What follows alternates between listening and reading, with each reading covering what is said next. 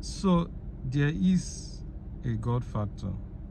Yesterday I was talking about how we are responsible for our lives and what happens to us and our future.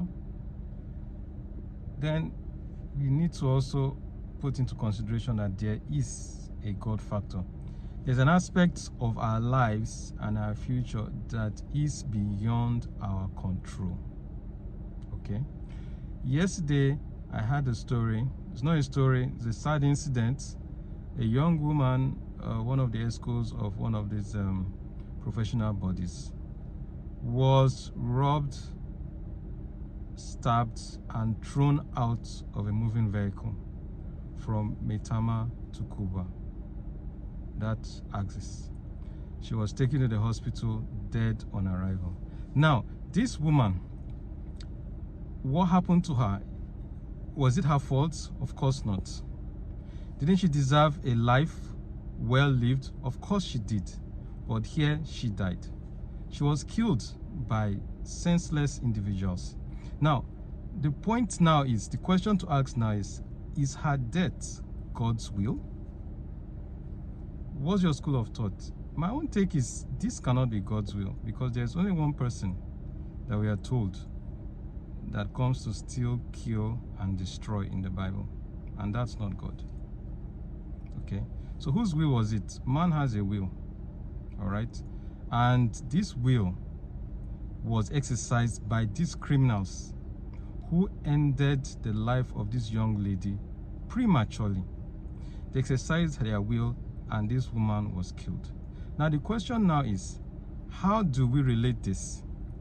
Okay, now the essence of God's will is just like you have a fully furnished apartment, all right, it's yours, and you hand it over to your child, all right, and you give it to him and say, or her, and ask her to take charge of this house furnished until you return.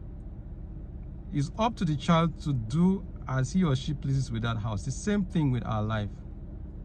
God has given us this earth to dominate over, and he has given us the keys, all right.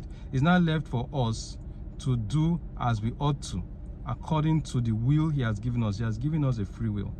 Now, these criminals have exercised their will, and this woman is no more. Okay? Now, this brings us to the question of our own selves, our own lives. Just imagine, okay, someone who goes for a routine checkup and is diagnosed of cancer. That is a situation out of his control. So in our quest for a better future, for a better life, it's important we put in the God factor, because it's only God that can take charge of situations which we do not have control over. So how do we do this? Because God is a spirit, and it takes a spiritual relationship with God. So each and every one of us, in my opinion, all right, needs to find a way and really seek God out. Okay, like in the morning, you get up, you pray, all right, you have a relationship, communication with the Almighty, because what prayer does is that it puts us in tune, in line with God's will for our lives, all right, because that God factor is key.